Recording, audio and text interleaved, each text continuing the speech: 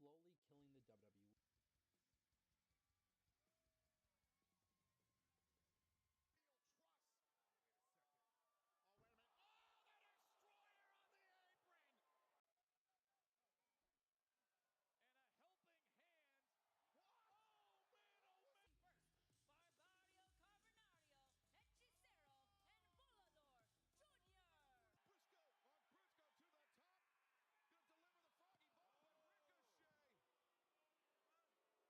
Is TKO slowly killing the WWE?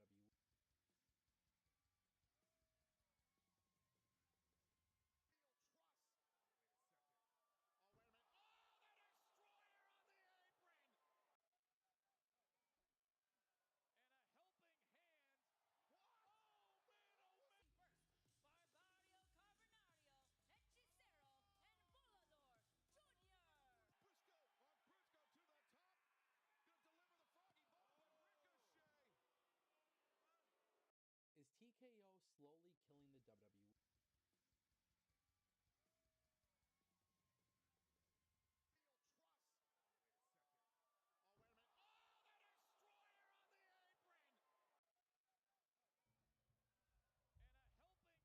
Ladies and gentlemen, welcome to the Ango Show Live. It is Tuesday, June 10th, 2025. My name is Ango, and today we have some very interesting news. Coming up in today's live stream, we are talking about AEW not interested in signing a former WWE star, new NWA TV deal announced, and they are going head-to-head with NXT. I can't wait to see the reaction to that. And then we got to talk about the reason for these NXT call-ups. It looks like there's a shift in the... It looks like there's a shift in the way that WWE is going to be doing call-ups. So we're going to talk about that again. Today's topics, we are talking about so much more. Plus, we are going to be doing the Raw review. So with that being said, joining us today, we have our good friend, BillyTKO. Shout out to Billy. Billy, how are you doing today, sir? I am doing wonderful. Now, with that being said, Billy, I want to kick things off. I want to kick off today's show talking about these wrestling news stories because, quite frankly, they are really big, and I think they're a relatively big deal. So I actually want to kick things off with the NXT call-ups. A lot of people have been wondering what is the reason for the NXT call-ups.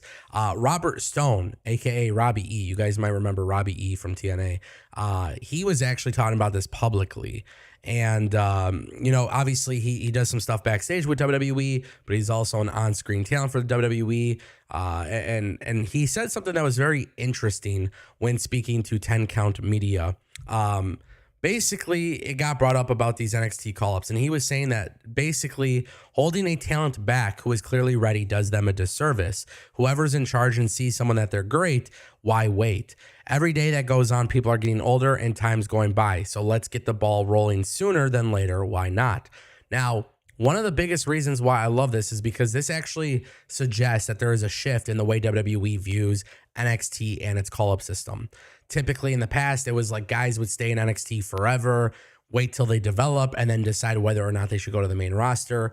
And as we have seen with Stephanie Vakir and with Julia and so many of the talents now, we're starting to see them just get immediately moved up. And that means, they might come into NXT, they might have a quick title reign or whatever it may be, but the point is to get them learning the WWE system as fast as possible, understanding how to work hard cam and whatever it may be, and then boom, get them up to Raw or SmackDown. I think this is a smart shift in strategy for WWE because I feel like, especially under the Vince McMahon era, NXT call-ups were largely disappointing. I feel like with Triple H's era, some of them have been really good. Some of them have been decent. What do you think of this? How do you think this kind of changes the game for WWE moving forward? Like you said, with the Stephanies and the Julias and potentially the Jordan Graces of the world, WWE, they understand that these people already have a history in the pro wrestling business. They probably already have somewhat of a understanding.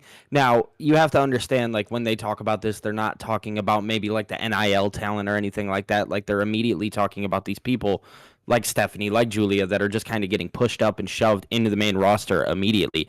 And I think that is strictly because I obviously, again, having that pro wrestling background. So when I look at it, I think it's fine. Again, the call-ups that we've seen in the past were much worse. We've seen people get changed completely. Carrying Cross, cough, cough. But on top of that, like, I think it's good for the business, right? They're not changing much about the characters. They're pushing them to where they need to go. And it's ultimately making your Mondays and your Fridays much better. So I like it. Yeah, and one thing too I will say is like with NXT and the call up system, we see a lot of talent who might be coming over from AEW, and some of these talents are coming from AEW to NXT. And I think a lot of times people look at this and they're like, well, they don't need NXT. Well, they have to justify to their shareholders why they have the Performance Center. So when you see Ricky Starks, Ethan Page, Jordan Grace, some of these names that we know are going to have big careers in the WWE, you put them in a small stint in the Performance Center at NXT, and then, when you have to justify why you have it, then you say, look how many people we've had working WrestleMania that came from our developmental program, right? It's a nice little trick in the book that WWE has, which is quite exciting. I do want to turn our attention to another news topic. We have the NWA. Today, they've revealed through a press release with Roku that they will be live on, well, not live, but their show will air on Tuesdays, head-to-head with NXT starting in July. Now, this is interesting because about a month ago or so, there was news that NWA was working with the Roku channel for, its tape library and special events and, behind the scenes footage and stuff like that. Now, today, they've revealed starting July 29th, NWA matches will stream for free every Tuesday at 8 p.m. And essentially, the way that it's going to work is it's going to be on US, Canada, and Mexico. And this will be at the same time slot as WWE, NXT on the CW. So now Billy Corgan is putting NWA against NXT, which is interesting. The Roku channel, this is where Roku is starting to do more with the television. It's not just software on a TV or a Roku stick, but now they're developing more content for their hub. What do you make of NWA challenging NXT head-to-head on Tuesday nights? Okay, I mean, we got to be serious, dude. We have to look at this for what it is, right? NWA challenging NXT. I hate to be the bearer of bad news. Is not going to affect NXT at all. But when I think about it, I mean, hey, it gives more options, right? And if maybe you're not a WWE fan and maybe you're an NWA fan, and hey, there's nothing wrong with that. And if you want to go watch NWA, go watch it because now you have the opportunity to. So ultimately, it's good for NWA. Does absolutely nothing for WWE. It's not going to affect them any. I think the people that watch NWA watch NWA, and the people that watch NXT watch NXT. Very simple. Don't got to think about that one too much. Yeah, man. Not affecting them at all. Yeah, this definitely has no effect on NXT whatsoever. But what I will say is this, Billy, because this is an interesting part of it all. WWE is working with NWA. We just saw, with Natty Neidhart working under the NWA umbrella. I don't think this is a matter of NWA trying to compete with WWE head to head and try to damage them. But I also think, they can't do Monday nights. They can't do Wednesday nights, and they sure as hell can't do Friday nights. There's wrestling every day, and technically they can. They can technically do Thursday nights, but it doesn't really make that much sense for them to do so, especially with rumors of Collision moving to Thursdays. So I don't mind them doing the Tuesday. They were doing Tuesdays at 6:05 on X. I think this is just a better opportunity for NWA to have a little bit more exposure. And there's also no excuse for people to not be able to watch it because it's free. So just like how you could watch NXT for free on the CW, you can also watch NWA for free on this channel. So to me personally, I just think it's cool that NWA is getting a better opportunity. Of course, this is a streaming deal. And I would like to see them obtain a better TV deal in general, but from going on YouTube to Twitter, now they're going to at least a streaming provider, I think is a good sign for NWA. Billy Corgan's got a lot of work ahead of him. So what I would actually like to see, and we'll move on, but one thing I would like to see is, hey, you're kind of working with WWE in general. Why not have a little bit of crossover between NWA and NXT? And because you're on the same night, it actually allows for, to make sense of it with your pre-tapes. So that is something I would like to see. But it is something definitely worth discussing because NWA is in fact going head to head with NXT, and that's not going to change. Nope. It is what it is, man. With that being said, our final topic that we're going to discuss before we review Raw, Tegan Nox is apparently not signing with AEW. And this is interesting because a lot of times wrestlers get released from WWE, and the immediate consensus online is that they're going to AEW. Nixon Newell, a.k.a. Tegan Nox. I'm going to keep referring her to as Tegan Nox because that's just the way I know her, right? But she was basically doing an interview with the Wrestling in the Middle podcast, and she was talking about her desire to join AEW. She says, I would love to go there. There's so many people there that I want to wrestle, that I really want to tangle with. Tony Storm, I wrestled Tony many years on the indies, so I'd like to, revisit that. There's just a lot of women there that I would revisit. She was saying that her enthusiasm for AEW has actually kind of been tempered with based on the perception of AEW's interest in her. So she says, I am more than willing to join AEW and to talk about that stuff. As far as I know, I don't think there's an interest from them, which is a shame, but I would love to go there. There has been this belief by AEW, by the way, that I just kind of want to throw out there. There has been this belief by AEW that they're not necessarily going after former WWE talent anymore. And I think this is largely due to the fact that people leave, they lose their jobs with WWE.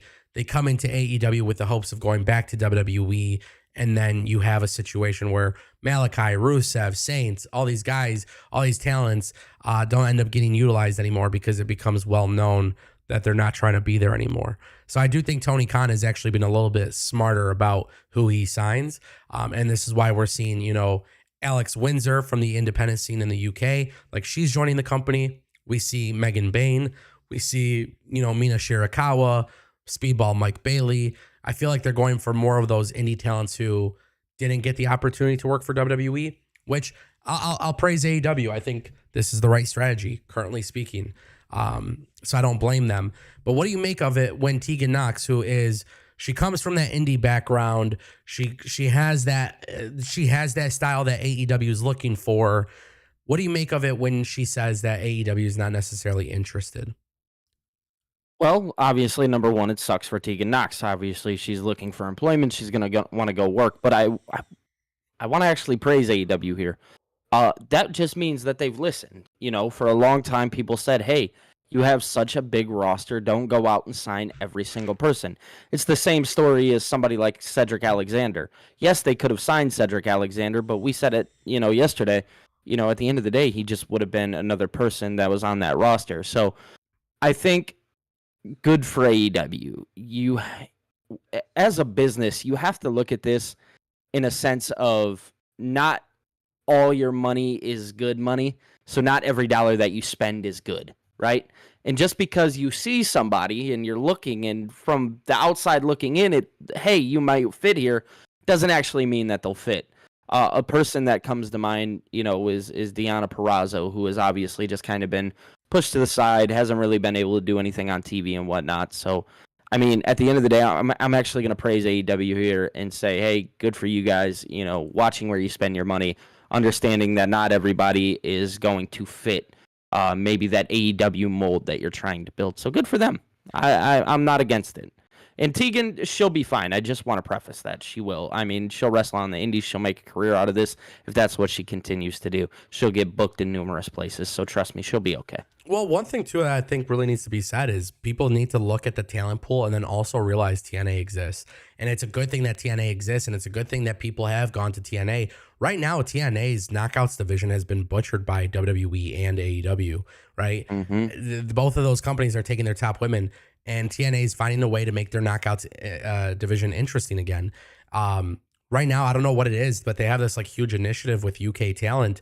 Tegan Nox, she fits. She could go to TNA and show the world exactly why they messed up on not bringing her in. But yeah, I don't blame AEW at all. And quite frankly, I think this is one of those things where she's kind of been talking about a severe lack of bookings, right? And this is something that's been publicly said by her. But if you're not getting a lot of bookings, I think part of that is you have to be active on social media, but you have to do something to drum up some interest. And if you're Tegan Knox, maybe that those calls aren't coming in as frequently, but you are incredibly talented. So when you get, she just did a show in Attack Wrestling, like make sure you're taking advantage of that with the content and the clips and look at what Indy Hartwell is doing. She's been very active with vlogging and social media and content creation, where now she's in TNA. Like that same opportunity could be afforded to her. So it's not AEW's fault. They can't sign everybody. There is such a large talent pool. I would love to see more talent entertain the idea of TNA. But nonetheless, I think this is relatively huge for AEW not to bring her in, because AEW has been improving their women's division. So I am a little bit shocked, but I will give them their props for not necessarily, jumping all over it. So that's kind of why I say that. But with that being said, if you guys want more videos and more live streams like this, make sure you guys click that subscribe button. I think the best thing we could do at this point now, Billy, I think we should jump into WWE Raw. Let's do it. Last night's episode of WWE Raw was a very, very good episode of WWE Raw. I don't know what it was about WWE last night. I felt like they were firing on all cylinders. And to be honest with you, last night we saw a title change. We saw more stories being developed. We saw a variety of things just going down. And I don't know. I feel like between Ron Killings, R-Truth, and Gunther and Jey Uso and Seth Rollins and CM Punk and John Cena, this is one of those episodes where I didn't necessarily expect it to be so good, but somehow, some way, it ended up being a very good episode. Let's talk about Raw. Give me your breakdown. What's your initial thoughts?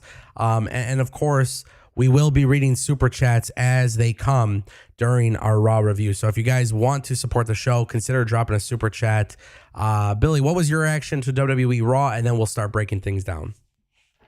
Yeah, man. I mean, my initial reaction to Raw was like, it was a really good show. They followed up on stories that needed to be followed up, and they changed some things. Obviously, the CM Punk John Cena thing was very exciting, and we'll get into that when we get into it.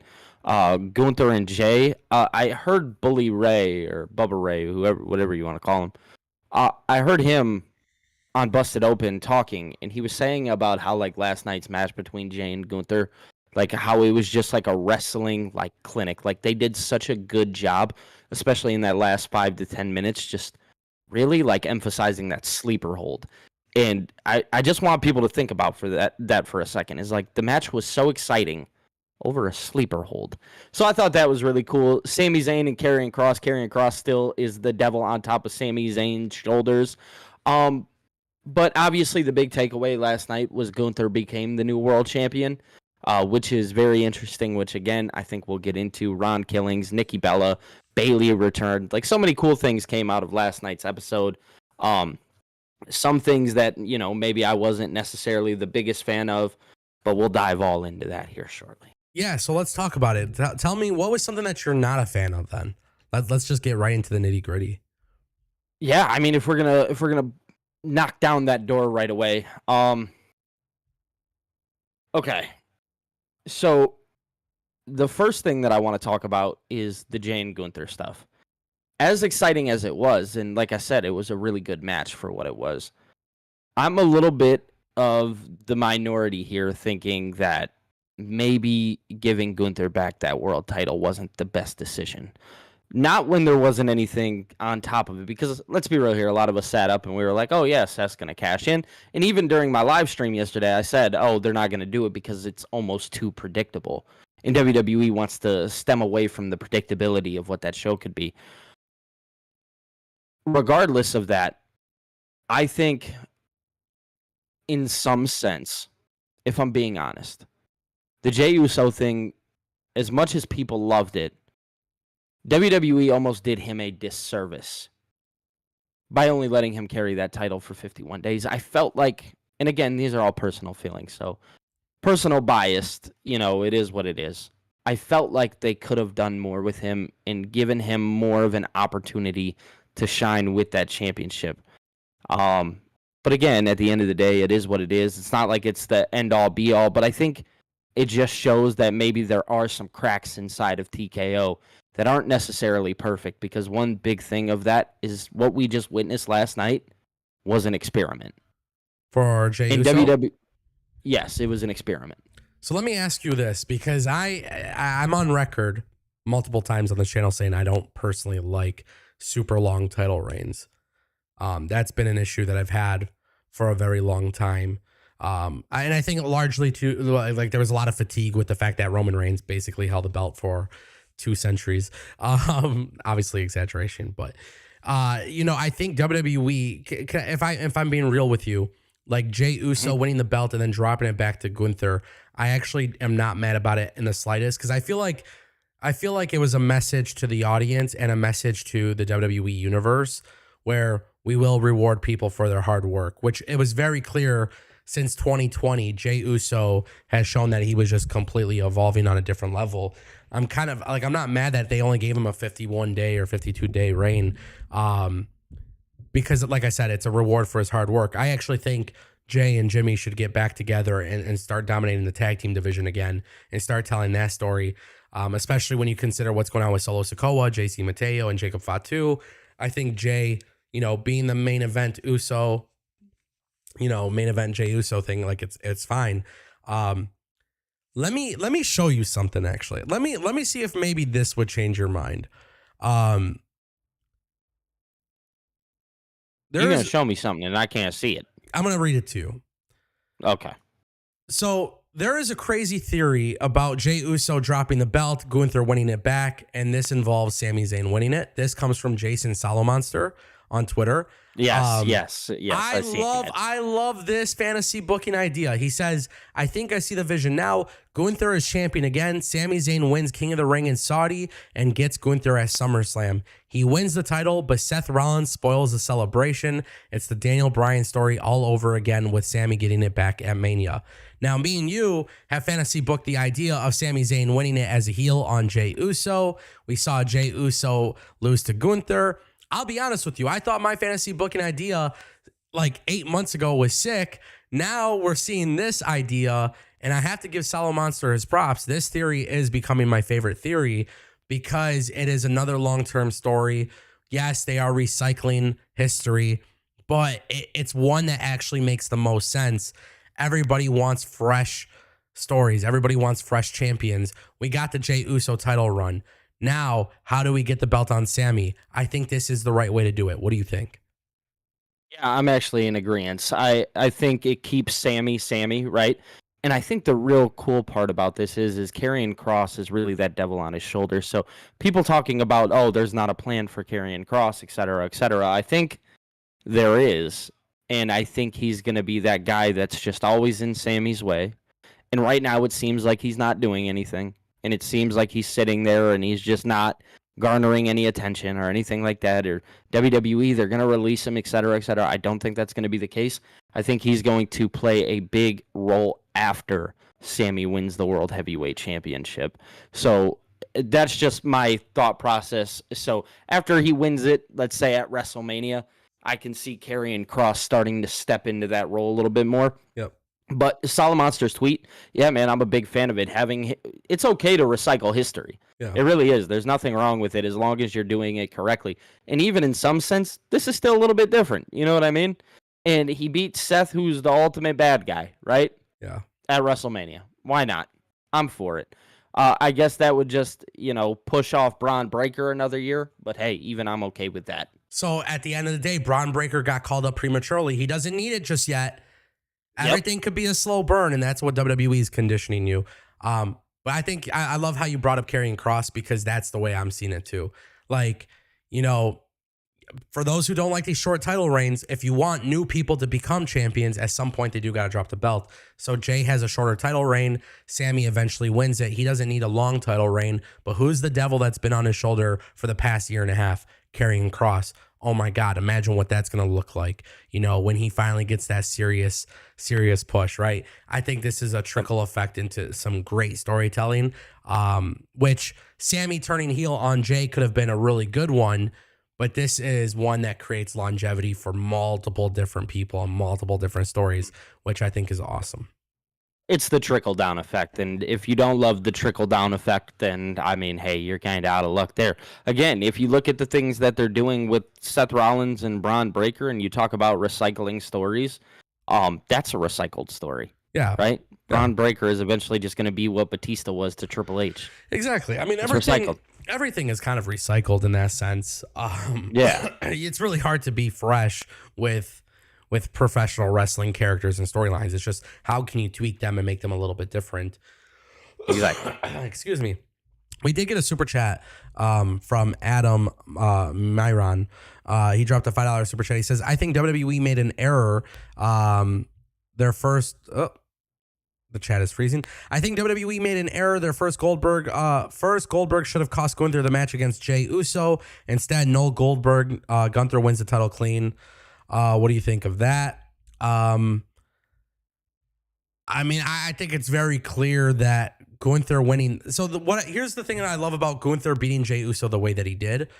When Jey Uso beat Gunther, Gunther tapped. When Gunther just beat Jey Uso with a sleeper hold, there was a lot of suspense, and it was actually long-winded. It wasn't just, put him in a submission and it's done. It took like a good 7 minutes, but he finally put Jey Uso to sleep, which I think is a very cool thing for Jey Uso. He'll be able to bring that up in promos. He'll be able to talk about that. Hey, I made you tap. You put me to sleep. I didn't even have the opportunity to tap because I don't quit, you know? So I think that was a really, really cool thing. What do you think of that? What do you think of Goldberg not being involved in this particular situation? Oh, I mean, I'm the wrong person to ask that. I'm for it. Yeah, thank the Lord. I don't want to see Goldberg on my TV. I don't. I'm sorry. I understand, like, he needs his retirement match, blah, blah, blah. I don't care. I don't care. I am perfectly fine with Goldberg never showing up again. Just being honest. But I understand that people believe because of what happened at Bad Blood that there has to be something there. I mean, if that was the time, then yeah, they messed it up, and man, he should have came back. But if not, it is what it is. You know what I'm saying? Like, I'm not mad that that Goldberg is not there. I'm not. I'm gonna be real. I know I have a different approach than you, but I'm just being honest. Goldberg coming back, Saturday night's main event, World Heavyweight Championship match, right, against Gunther. But if Gunther wins, if he's put over, I think that's great. Imagine Gunther retires Goldberg and he retains his world championship. It's a lot better than a non-title match. Yeah, I guess, but like, that doesn't do anything for me. Like, it doesn't. Again, this is just a me thing. Maybe it does something for somebody else, but it does absolutely nothing for me. Like, I'm not over here like, oh my God, look at goosebumps. Yeah, you know, I'm not. Yeah, that's fair.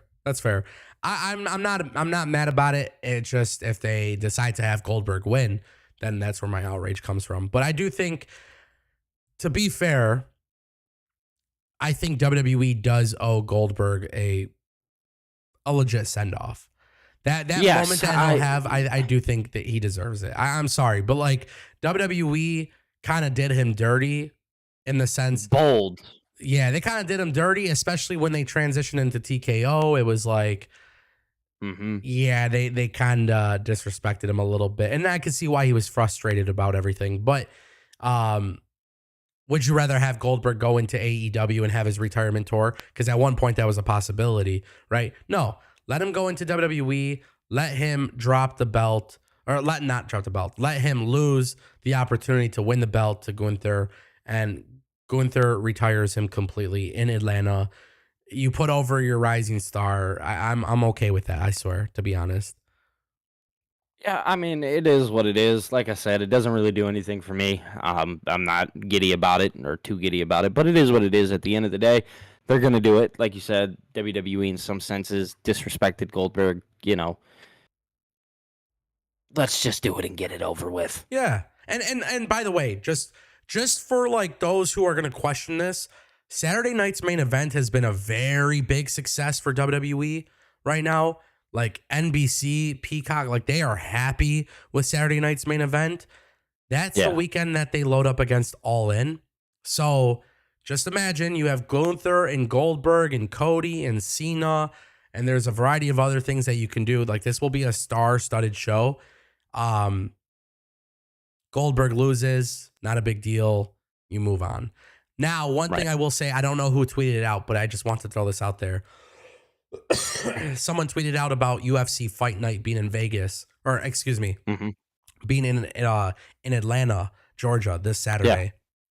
Yeah. Might not be a bad idea for Gunther and Goldberg to both be in attendance and some sort of stare down, nice little shove. I think that'd be a great idea. That'd be pretty sick. And obviously TKO owns both companies. It makes a lot of sense. I think that would be the smart idea, is for WWE to use outside resources instead of putting Goldberg directly on TV immediately. Yeah. Using the outside media to funnel that rivalry between Gunther and Goldberg. I would actually be okay with that, and I'd be a fan of that. Taker, Brock Lesnar, UFC style. You know what I'm saying? And by the way, everybody picks it up. TMZ and everybody. I could see that working out very well. Shout out to Adam for the super chat. Andre Benson dropping a $5 super chat. He says, questions for everyone, including the chat. Do you think Killian should take the championship off Cena or stick to the plan they already got in place now? Billy, what do you think? Because this is a crazy idea. And I'm not going to lie.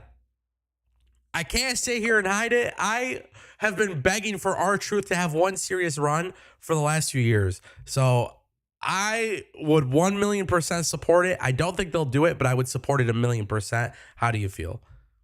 Yeah, I mean, I'd support it. I'd be completely okay with Ron Killings being the guy to take the championship off Cena. I would not, especially after what they did last night. They had him attack him at Saturday night's main event. Obviously, tell that story a little bit deeper. Explain it a little bit. Yeah. Why would Ron Killings be doing that? Obviously, we know the basis of the stories. John Cena, turned his back pretty much on Truth after Truth did everything to help him. So I think you could tell that story, but if you want me to be quite honest, I think our true story is not going to be moving forward with Cena. I think it's going to be moving forward with Randy Orton. Yeah. And I think they're going to tell that story between Ron Killings and Randy Orton. I don't know if I'm crazy for that, but that's obviously Killings interrupted the match that he had at Backlash. We haven't really seen Randy Orton since. There you go. That's my hot take of the day. I think they're going to move on from Cena and Ron for the time being. I do think that they'll answer it back later on. Yeah. But right now, I think the next thing that we see is Randy Orton and R-Truth or Ron Killings. Just strictly off the basis of everything that happened at Backlash. Yeah. Yeah. Interesting. I would love to see it. Very interesting. Are we having issues with the stream? Can anybody confirm? I don't know. What's going on? Nothing. I'm just making sure because I feel like I might be experiencing some small technical glitches. I mean, we might not be, but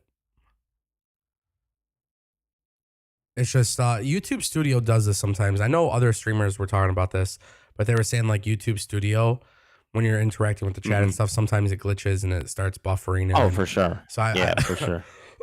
I noticed that. Some people are saying it's lagging. Some people are saying it's not. Okay, that is kind of strange. I do apologize for that, guys. I will take a look into this moving forward too. So right now it looks like it's chilled out though. So I don't know what that is. I'm not sure. But no big deal. Shout out to Andre Benson for the super chat. Brian McCaddy dropped a $10 super chat. He says, is the Seth group just a spin-off knockoff of the Death Riders? One bad, senseless group for another, also slowly building the eventual split and elevating Breaker by turning on Rollins. I can't compare it to the Death Riders because the missions are completely different, in my opinion.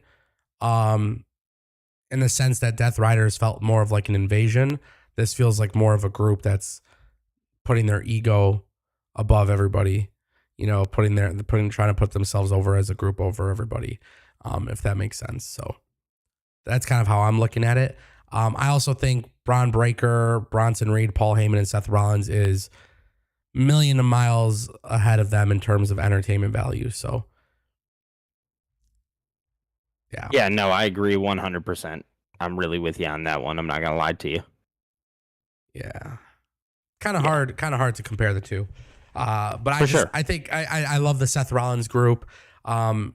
Even with him winning Money in the Bank, it feels very important, and it all kind of makes sense as to why they're doing things the way they're doing things. And it was a nice way to get, to get away from Paul Heyman and Roman and Punk and everything like that. So I feel like it actually all worked out in their favor, to be honest, which is a good thing. So shout out to Brian McKenny for the super chat. Toledo Channel dropping 200 rupees. He says, every talent who thinks they can beat Truth easily. Now it's Ron, the alter ego. The moment when Truth lost, the smile labeling him as risk, then reward is the moment Ron's going to cash in on a lost 17 years. This is a lot to try to dissect. But what I will say this is Ron Killings yesterday cut off his hair. He's a G, man. We're finally getting a serious, R-Truth, Ron Killings. The promo was sick. Like, this is the way to go out with a bang. We know this is his final run. I'm all about it, bro. Yeah, I'm all about it too, man. I think if you're gonna do it, Nats fan over in my chat, he said, strike when the iron is hot. So now is the time. The iron's hot. Let this man go on a great run. What's nice is he doesn't even need a belt to be with the top stars. That's how I feel. He doesn't have to be. I understand that we all want him to have a championship. I said it in my chat yesterday. If you want, let him go after the Intercontinental or let him go after the United States Championship and let him go on a serious run and make and legitimize. If it were me, I would have him go after the United States Championship and just really legitimize that. If you can also kind of go back to his last match in WWE before he was quote unquote released against JC Mateo, and you can let him do stuff over there. There's a lot that you can do with Ron Killings. I don't think it necessarily has to be with John Cena. And it doesn't have to be for that championship in particular. There's other championships that he can win. The thing is the belt doesn't legitimize the person legitimizes the belt. Yeah. Yeah, I agree. Can't go wrong with that. Shout out to Toledo Channel for the 200 rupees. Phil dropping a 1999 super chat. I always pictured Sammy beating Gunther for the IC title at WrestleMania 40, then the world title at WrestleMania 41. Didn't happen, but now maybe he wins it at SummerSlam. Seth cashes in. Sammy wins the 2026 Rumble in Saudi and takes it back at WrestleMania 42. Whether he wins King of the Ring or the Royal Rumble, I'm straight with both options. And you know what? I'm gonna give Phil here some credit for throwing this out there because I wasn't even thinking about the 2026 Royal Rumble. But if you have him win SummerSlam, this is your way to enter Karrion Kross. Karrion Kross. That's what I've been saying. Do it this way. Karrion Kross sees that Sami Zayn gets cashed in on, and you should have listened to me. Now Sammy's going to have to really reflect on Karrion Kross. Now you get that 6-month period of actual storytelling. Dude, it works out very well. And then, Sammy winning the Royal Rumble next year, very good decision. You can't go wrong with it. But I actually like the idea of him winning Royal Rumble instead of King of the Ring, because with King of the Ring, you can have this become an opportunity for someone to go after John Cena, which, to be fair, I think it should be Cody Rhodes. Honestly, I think Cody should win King of the Ring. But if you do it this way, Cody wins King of the Ring, Sammy wins Royal Rumble. That's 2 years in a row where the Royal Rumble is no longer it's not won by this massive predictable. Oh, it's John Cena, it's Drew McIntyre, it's this person, that person. You know what I mean? It's it's unpredictable. Yeah, so I like that. I like the idea a lot. And if he wins at WrestleMania 42 in Vegas, dog, I'm telling you, this might be the WrestleMania in Vegas. Hey, they're running it back in Vegas. This could be a way to rectify what they did last year. It could be, and I think I seen a tweet. It said, what did it say? Or maybe somebody said it in the chat. They said, if you were there last year, don't go this year. Well, I will tell you. I thought that would be the right mentality, but I've actually come across a lot of comments on TikTok and YouTube where people are like, I don't know why people are so mad about it being in Vegas again. we never have WrestleManias. We always have to travel to the East Coast where it's cold. And I'm seeing a lot of people say this. They're like, I had to go to Philadelphia. I had to go, Yeah. I kind of get that, bro. I kind of get that mentality where some of these people are like, hey, I'm okay with it being in Vegas again. Personally speaking, I don't like that, but I kind of get it. Yeah, Phil, congratulations, bro. That's a freaking banger of a super chat because I like that. It really was. I actually like that a little bit more than Solid Monsters because we got to get Cody Rhodes. He's the top baby face, right? Sami Zayn clearly is the long-term project, Daniel Bryan-esque. He wins at SummerSlam. That's cool. But you could set up him and Gunther at SummerSlam without having Sami win King of the Ring, because you could have Cody Rhodes win King of the Ring and go after John Cena, and then Sami and Gunther could come up another way. So, yeah. Yeah. Dwayne Jackson dropping a 20 bomb. Dwayne Jackson says, honestly, I think going with Seth and Naomi with the briefcases, I think it's a huge mistake. I know Triple H played it safe, but Seth, we have seen that already. I would have went with LA Knight and Stephanie Vakir. I get this. I think LA Knight's time will come eventually, but I can't change my mind on this. Clearly, WWE has plans. This isn't WWE randomly coming up with something last second. They knew what they were doing with Seth Rollins. They knew what they were doing with Naomi. And I don't think it's necessarily playing it safe. I think it's them knowing exactly their vision. And I appreciate that out of WWE because I feel like after 20 years of Vince not really knowing what the hell to do, Triple H is a little bit more laser focused. I think there is a risk with that. But what I will say is this. If you want LA Knight to be a world champion, you have to not only be patient, but I also think you have to realize, do you prioritize him over a Sami Zayn, Daniel Bryan-esque reign? No, you can't, bro. You can't. Sami Zayn's been on the roster a lot longer than him, and he's never been a world champion, and he's always been over. Exactly. So it's exactly. How do you pick and choose? It's very tough. It's a very difficult situation. As far as the women goes, Naomi's a perfect example of somebody who is now finally getting the opportunity after so many years of just being the good company person. She's just doing it as a heel. And by the way, Stephanie and Vakir could go after the IC title. Julia's going after the US title. You don't have to rush it. Braun Breaker, Carmelo Hayes, some of these NXT talents that we're seeing, Stephanie, Julia, you don't have to rush them right away. Let them do some stuff in the mid card. That's the way WWE operates, but also the WWE universe is very understanding of that.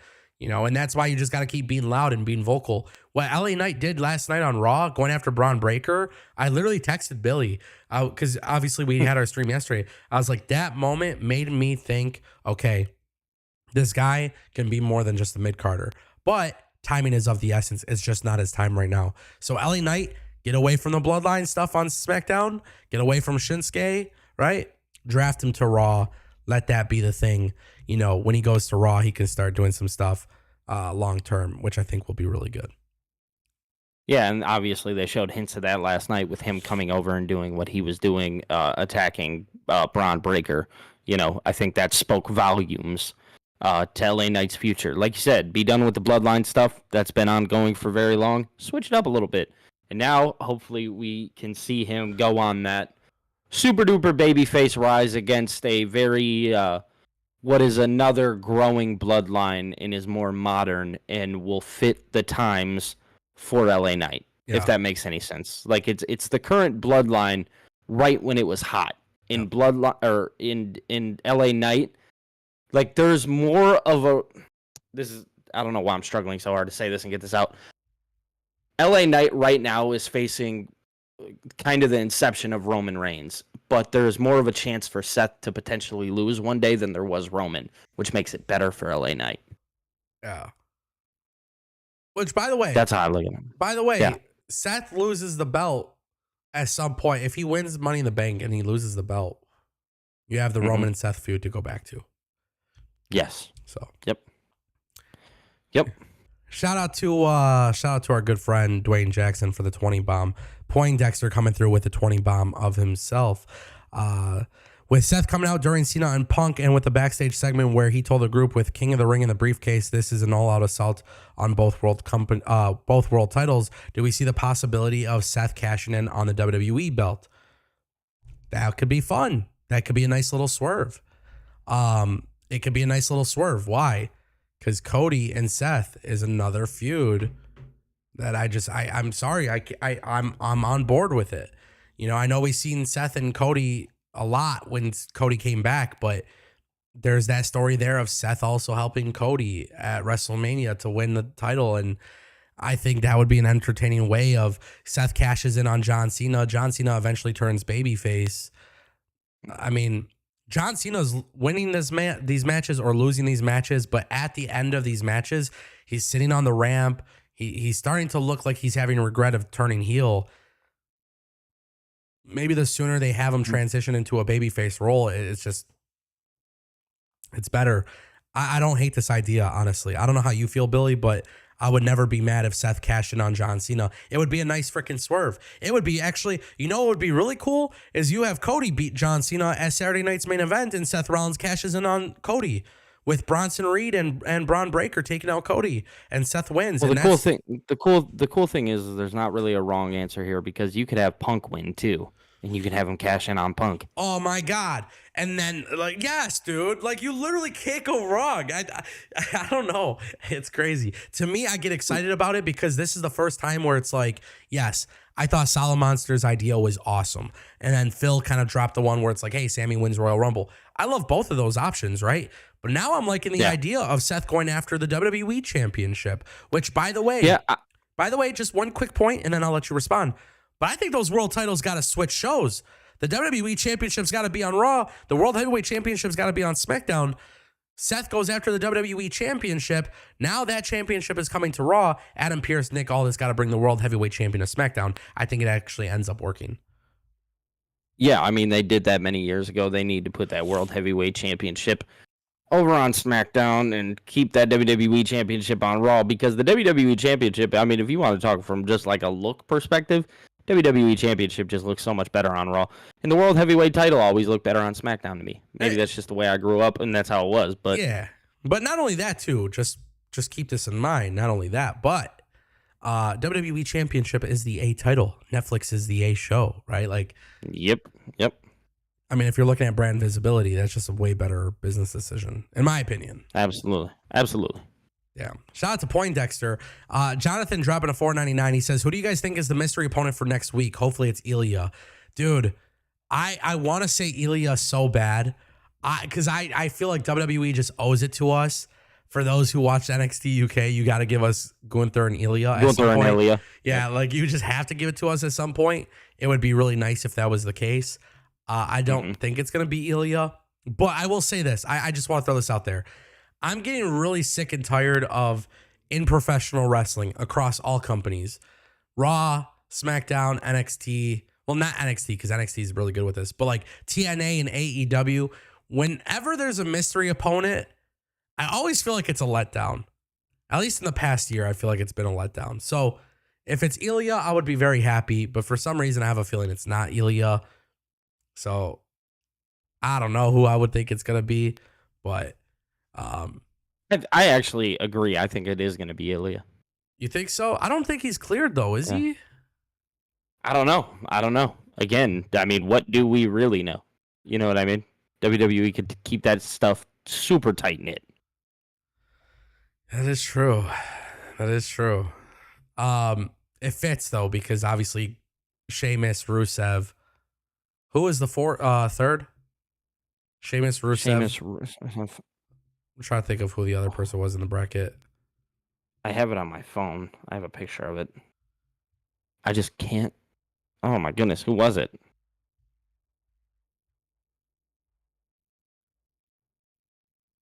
Do you know? It's not Braun Breaker. No, it's Bronson Reed. Yeah. Right. Okay, cool. I'm with it. Yeah, and then throw Ilya in the mix. Why not? Gosh, dude, it's gonna be a freaking slapper. And if you you have LA Knight get involved again next week, and he takes out Bronson. Yeah. And then it leads to him feuding with Seth. Yep. Not a bad idea. I wouldn't be opposed to that. I wouldn't either. Shout out to Jonathan for the super chat. Combat Sports Today dropping $1.99. Give Ron Killings a faction with Oba Femi and Carmelo. Hey, listen, I'm all for more factions. Yeah, we know. You know me.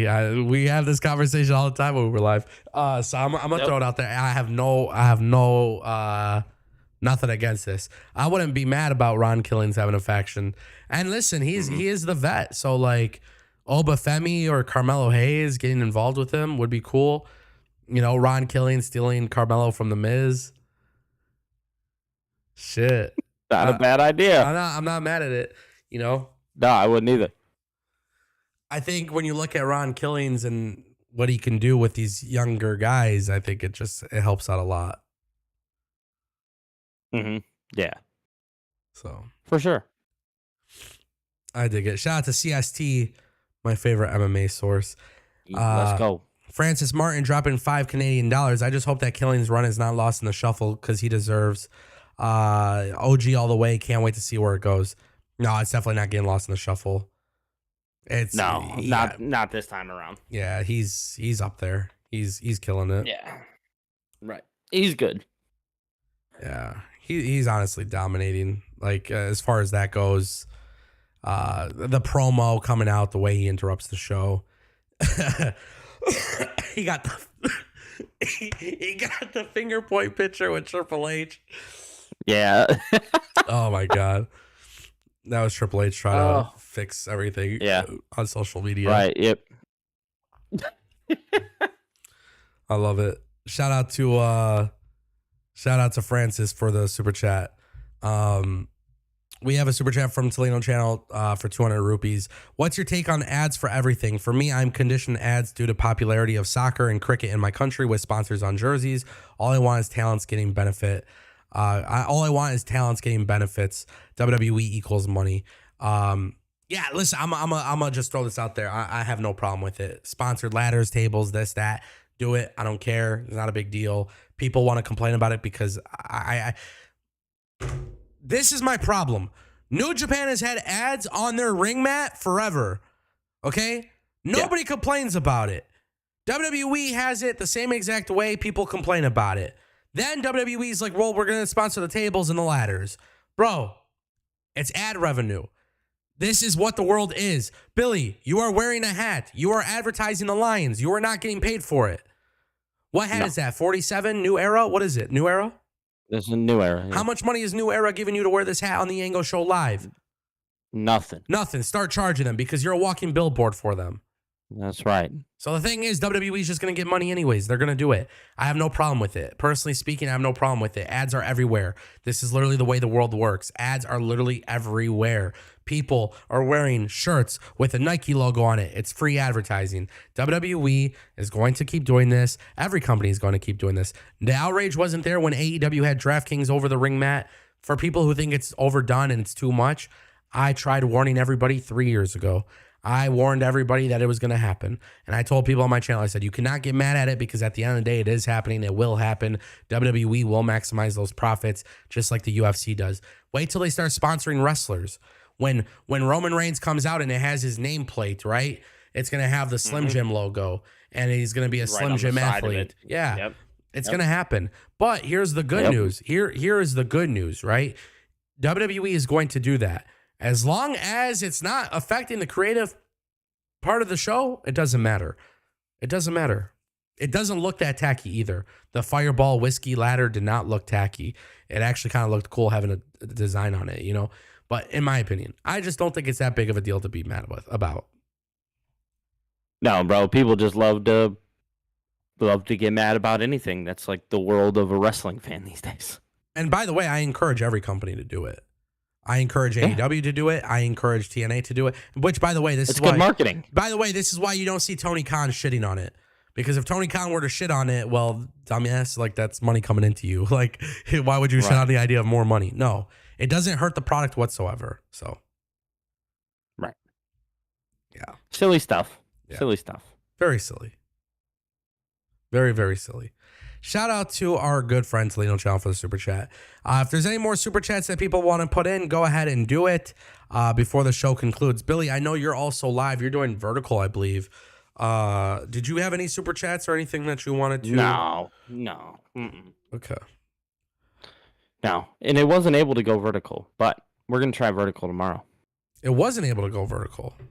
No, my software wouldn't let me go vertical. It let me go vertical, obviously, over on TikTok, but we're gonna try vertical on YouTube tomorrow. We're gonna get that situated today. Yeah. Because I'm interested to see what a vertical stream would look like. Yeah, I kind of like the whole vertical thing. We were having a good time with that when we tested out with Restream. Yeah.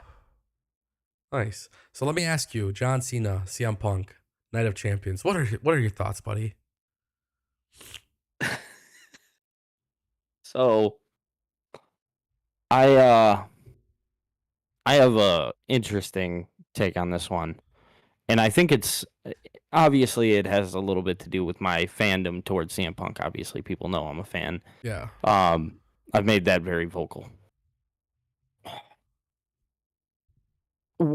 A lot of questions that I've seen people ask is like, "Oh, is like CM Punk a bad person for doing what he's doing?" And look at everything that he said. You know, he's a hypocrite. He's all of these different things. And while, yes, that may be true, I think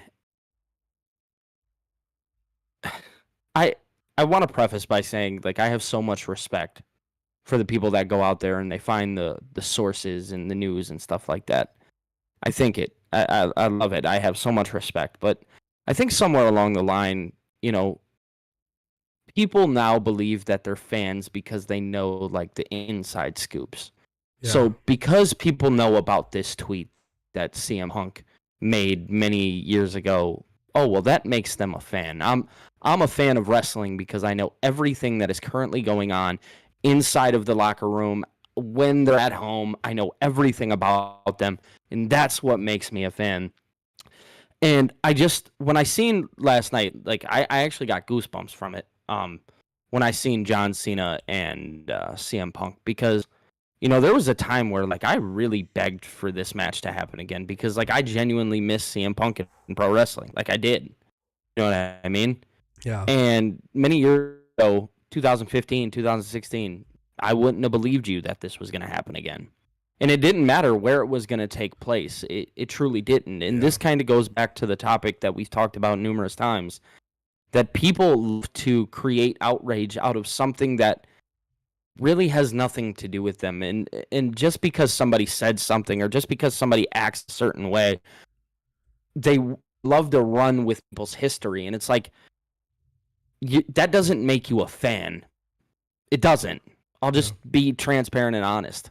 What makes you a fan is enjoying the show and watching it for what it is, and actually sitting down and looking at the things at play here and letting WWE or AEW take you on that ride to tell you that story. That's what I perceive as a fan. So when people come out here and they say, oh, well, CM Punk's wrong because he's going to Saudi Arabia and look at everything that's happened. Well, yes, he may have gone out and he may have said those things, and maybe that does make him a hypocrite. At the end of the day, dude, like, what just happened to being a fan?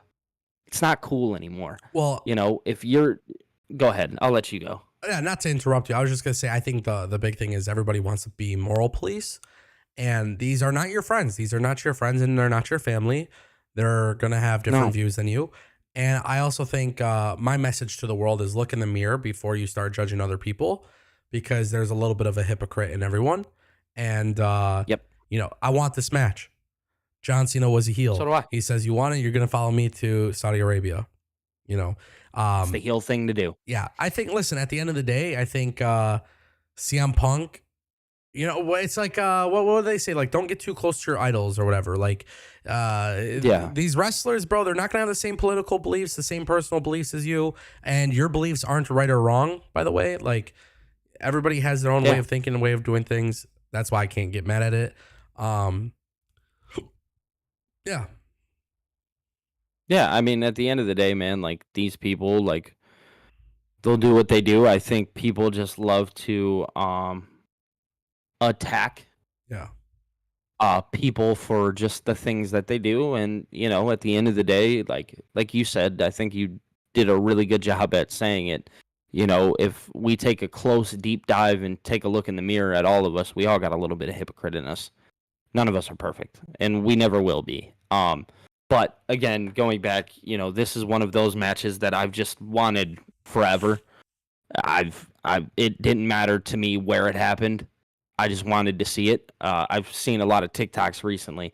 Those two, contrary to disbelief, like wrestling soulmates. You know what I mean? So I'll be honest. I'm not going in as a reporter. I'm not going in as a journalist. I'm not going in to know the latest scoop. When I go and watch this match, I'm watching it like that kid watched that match at Money in the Bank in 2011. Yeah. That's love that. my plan. I love that. I'm ready for Cena and Punk. I don't care where it takes place. Me too. I'm excited. Me too, man. I'm pumped, bro. And I thought that was a great promo by Cena. And dude, very heel like too of Cena. I mean, whether you want to believe it or not, them doing it in the ring, that's fine. That's the whole point of wrestling. You know what I'm saying? Yeah. I'm excited. Them doing it, count me in. Yeah. I love it. Shout out to Billy for the take. All right, 2 super chats, and then we'll call it off. Dwayne Jackson dropping a $10 super chat. Ango, with WBD splitting into 2 divisions, how does this affect AEW when it comes down to their current TV deal? Will they receive less money or the current depending on the split of WBD? So technically speaking, WBD is separated into 2 companies. I talked about this yesterday. I don't want to spend too much time talking about this, but I do think there's a lot of people, which, by the way, I'm so fucking tired of I'm trying not to swear, but I am so effing tired of people who read the headline of a caption for a TikTok and then don't actually listen to the clip, because I'm getting all the time. I'm getting blowback on this. I said, could AEW lose its TV deal? But the conversation is not actually anything bashing AEW. It's literally to do with the fact that WBD is now losing its corporate synergy between 2 companies. They have 2 different strategies. We spent like 30 minutes talking about that yesterday. Yes. So I want to make this very clear. AEW's current TV deal will continue to go on. At any point, if they want to cut the TV deal, if WBD Global Networks wants to say, hey, we're just not doing this anymore, they could, right? Just like Netflix could with WWE, they could do it. Nobody predicts that's going to happen. But I think what I said yesterday marks the best thing possible. WBD they're not going to have that corporate synergy. So between HBO Max and then between TNT and all the sports and stuff, they're just 2 separate entities, which means 2 separate ways of handling money, which means 2 separate ways of the content they're going to be buying or selling.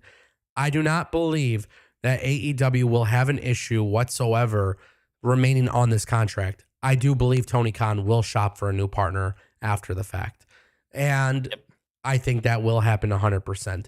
Also, I made the prediction that somebody will buy Warner Bros. Discovery, cough, cough, Apple, or Amazon. So I'm going to throw that out there. Warner Bros. Discovery, TNT, TBS, HGTV, all those companies will be sold to a major streamer, and then HBO Max will continue as their own separate company.